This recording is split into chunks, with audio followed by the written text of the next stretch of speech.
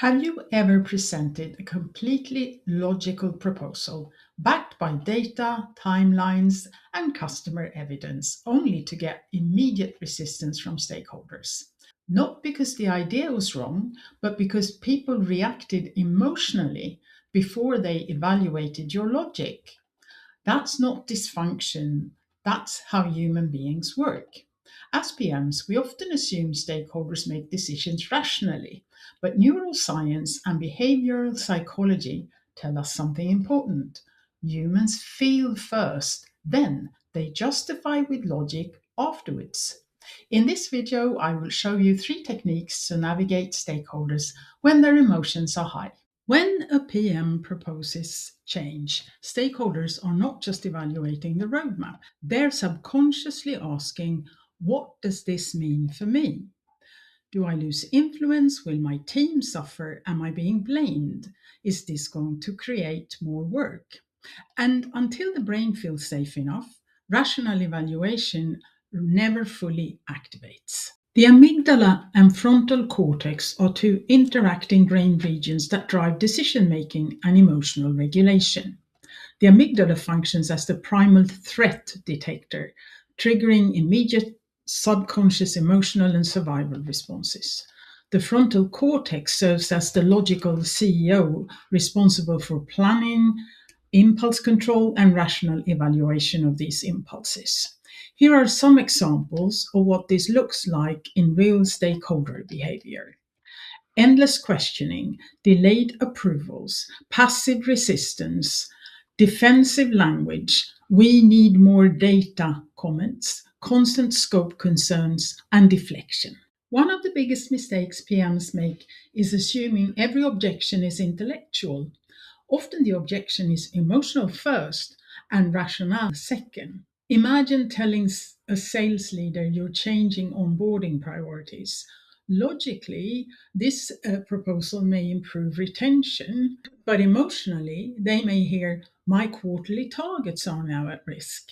Here are 3 techniques to manage stakeholder emotion. Acknowledge before you persuade.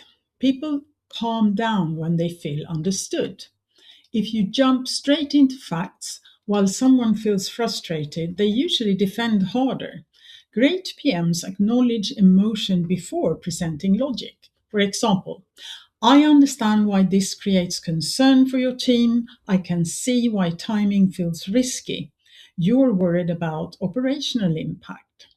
Acknowledgement is not agreement, it's psychological de escalation.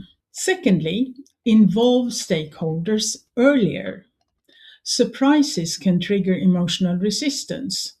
Stakeholders are far less defensive when they feel included in shaping the decision. Even small involvement creates ownership. If someone has been consulted in the process, they are much more likely to accept a decision, even if the decision is contrary to their advice. People support what they help build. Make sure to have early conversations and pre-meetings. Gather concerns beforehand and test reactions before formal presentations. Third, regulate your own emotional state. Stakeholder emotion is contagious. If you become defensive, frustrated, or combative, stakeholders mirror it. But calm confidence also spreads. A PM's emotional regulation is often more influential than their presentation deck.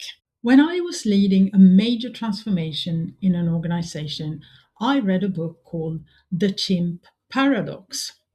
And it made me realize that one of my key stakeholders was completely controlled by his emotions. This insight helped me handle interactions better, as I was no longer assuming he should realize the rationale. So I stopped pushing the rationale and tried to address his fears instead. I'm not going to lie, it was still difficult, but having that understanding helped me regulate my emotions and improved our collaboration overall. I'll link the book in the description. The best PMs are not just roadmap managers, they are emotional navigators, because stakeholder management is rarely about winning logical arguments. It's about helping people feel safe enough to engage rationally. Once you understand that humans react emotionally first, you stop fighting resistance the wrong way and you start influence people far more effectively. If you enjoy deep dives into product leadership, stakeholder influence, and strategic PM skills, subscribe to PM Influence Lab.